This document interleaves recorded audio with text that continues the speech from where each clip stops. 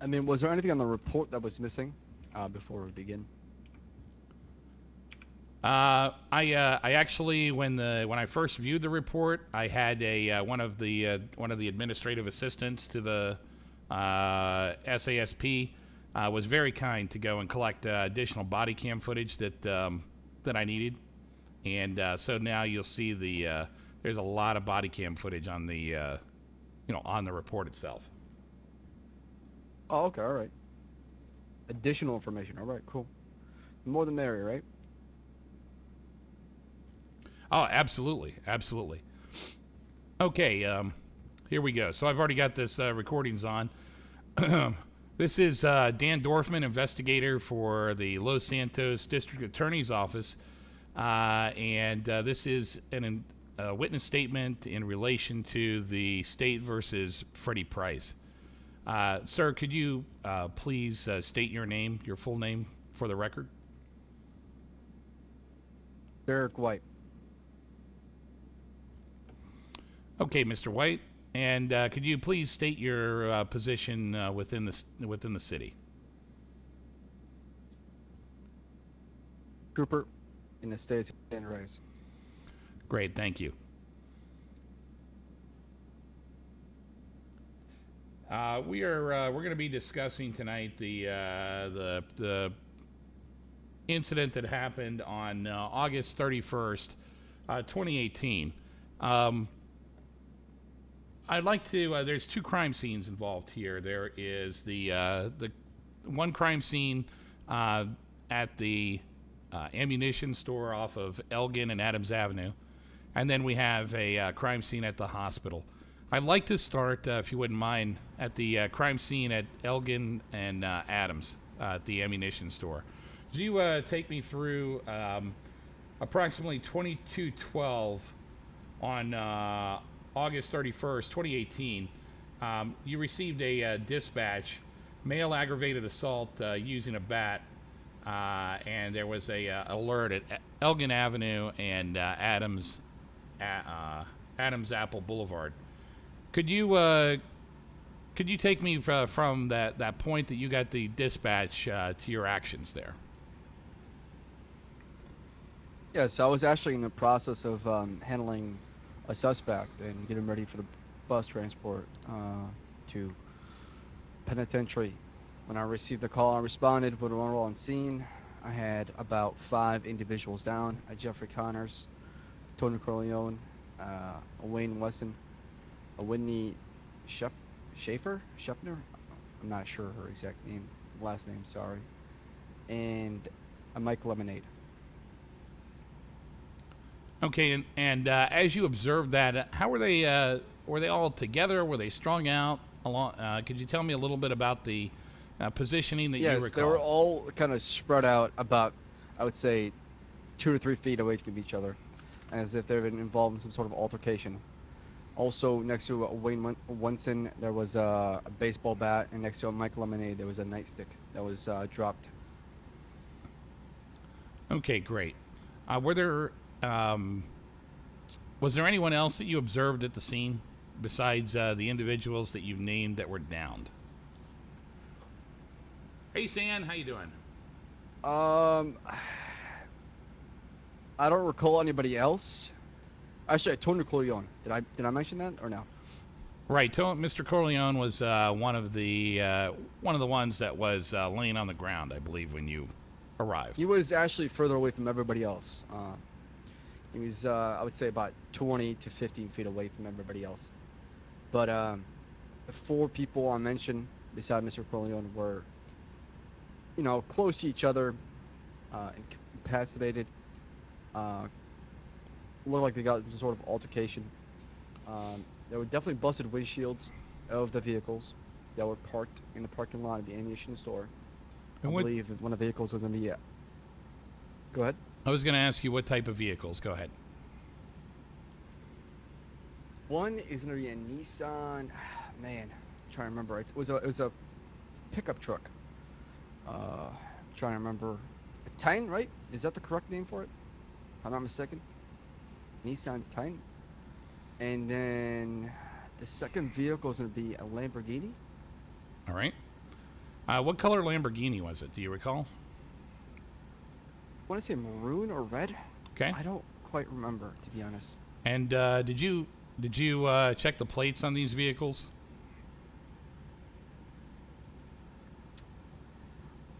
I did, actually. If I'm not mistaken. Afterwards, one belonged to a Tony Corleone and one belonged to, or was rented to, I believe, Jeffrey Connors.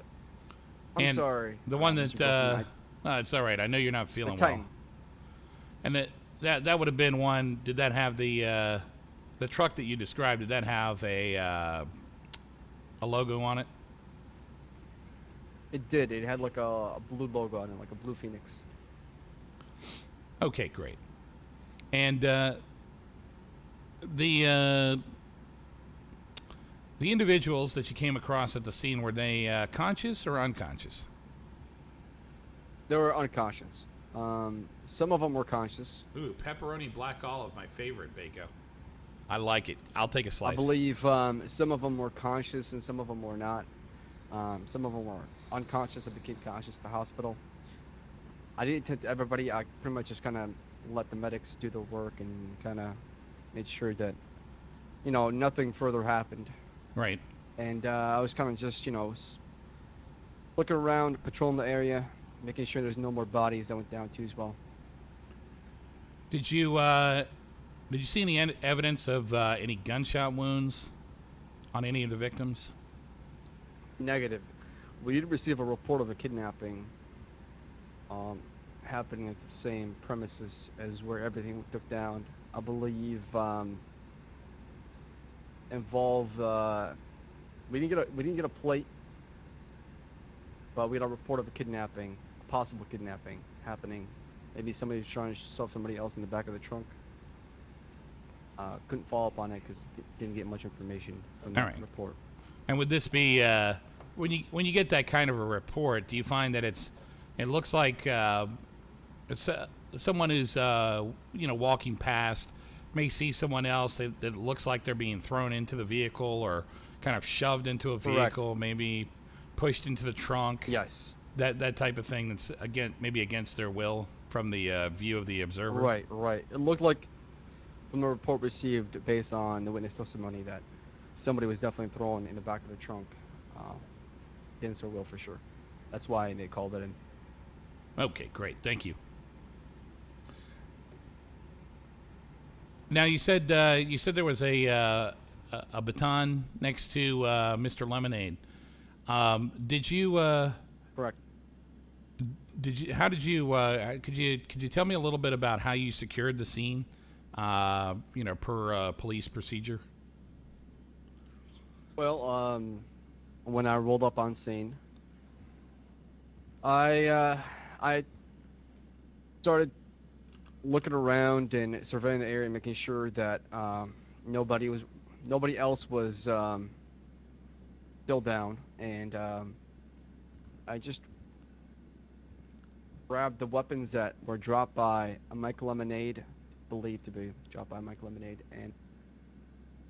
and I secured them, placed them in the back of my trunk to have them taken to evidence, and afterwards made sure the area was blocked off and medics were able to attend to everybody who was down.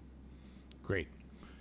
The individual items, you say the baseball bat was next to Mr. Wesson. Was Correct. And then the baton was next to Mike Lemonade. Was Mr. Lemonade how much in close proximity was it to Mr. Lemonade? It was right next to his hand. I believe his left hand. Okay, so it's reasonable to think that is likely his. We could test it for DNA. Do you recall if Mr. Lemonade was bleeding at the time? He was. He was struck by some sort of blunt object. Okay. And did you see any evidence of a Mr. Zeke Anderson on the scene? Negative. And that was the only nightstick. Correct. Okay. That was found. All right.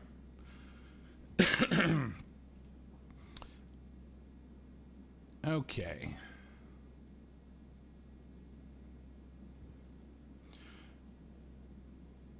Was Mr. Connors awake at the time that you arrived on scene? He was. And what did Mr. And Connors he tell told me to exactly you? what was it. What did he say? He started uttering that it was Freddy Price Secure Serve did this multiple times. And I told him to calm down and let the medic do their job, and we'll get his statement afterwards. Okay. And so after you told him to calm down, was anyone else kind of say the same thing? I believe Wendy and Wayne uttered the same thing as Mr. Connors. Mission Lemonade didn't say much. Dispatch 288. Mr. Corleone didn't say much too as well on the scene. What did Mr. Lemonade say happened to him? If he was conscious, what did he say happened to him? No, as far as that, let me pull up my notes and try to remember exactly what he said. That way I get the actual correct information.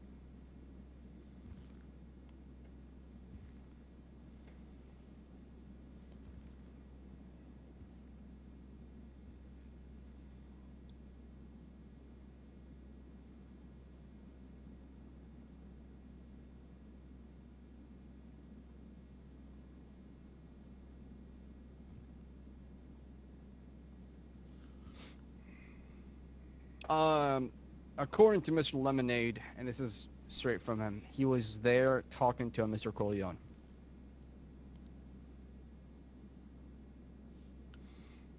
Okay. He doesn't recall exactly what happened.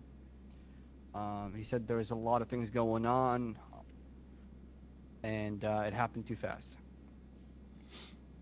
Did he inform you that how he arrived at the scene? Negative. He did not tell us how he got there.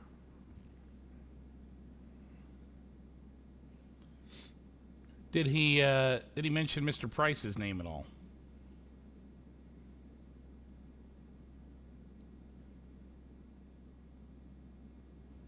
I do not believe so. Now, I believe Trooper Hotchkiss was the person that mainly interviewed Mr. Lemonade. All right. Okay. Thank you. So I'll make sure I talk to her about that. How about let's see.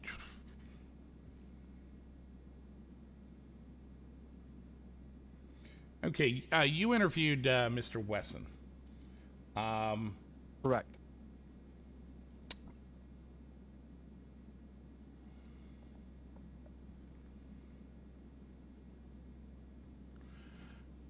What did Mr. Wesson say happened to him?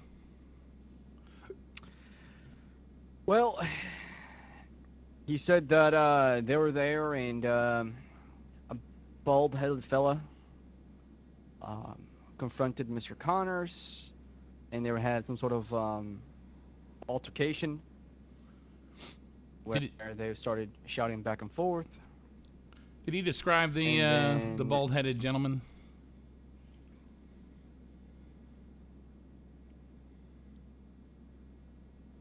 He said, as far as I remember, he said, a big bald-headed man. That's all he said to me. Okay. All right. And what? Continue. What did he say was? What did he say? Was the nature of his being rendered unconscious? He said he got kicked in the back of the head by the bald-headed fella, and he was also beat up with a baton and a bat too as well. And that Mr. Lemonade was one of the people that rendered a hit to the back of his head. Was he positioned anywhere close to Mike Lemonade at the scene? Yes.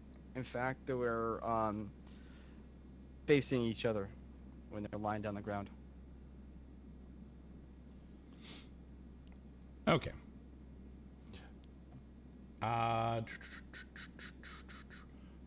Let's talk. Did you question Mr. Corleone? I did not. But as far as I know, Mr. Corleone actually filmed the whole entire thing.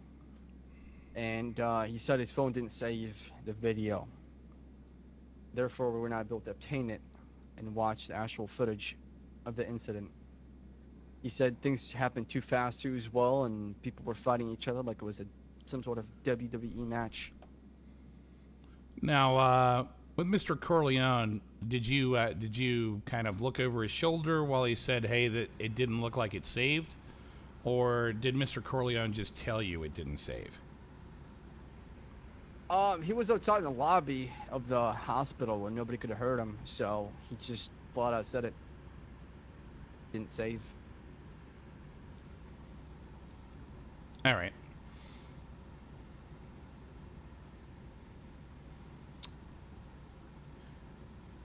Okay, so so at this point in time, the medics come in and begin treating the injured. Which medic arrived on the scene first? I believe it was going to be Captain Luke Walker. All right, And then afterwards, paramedic Clifford.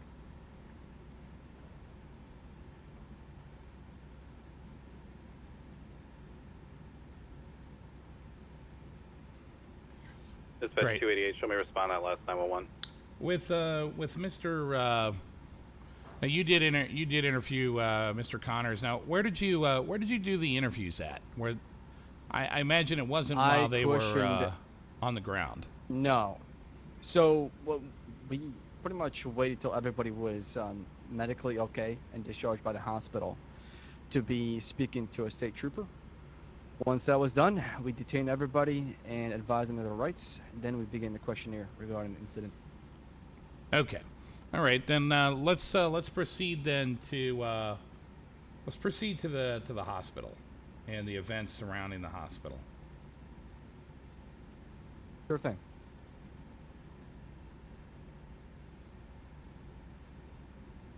Now, according to the police report, 22:53 hours on August 31st, 2018, you and 214 Trooper Hotchkiss Dispatch 288, 1023. were at the you were in the pillbox lobby. I assume that at that point the medics were in the back in the ER, assisting doctors and the staff there and treating treating the victims of the events outside the ammunition. Correct? I believe at that time everybody was medically cleared by the hospital, if I'm not mistaken. I could be wrong, but if my memory served me well, everybody was clear. But they were all on hold, right? And some of them were Everybody was on handcuffed to the hold. beds, so they were not able to leave of their own free will. Correct. Everybody's being detained because we're trying to figure out what happened. Dispatch 288, can I get As additional far to as this location? Yes. As far as what happened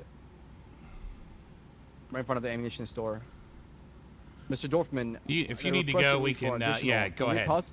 Yeah, let's go. Go ahead. I'll pause the recording and then we'll pick it up from here. Okay. Go ahead. 215, 215 route, route, what's should be 20. We're going to be Red Desert Avenue, just down the alley a little bit from the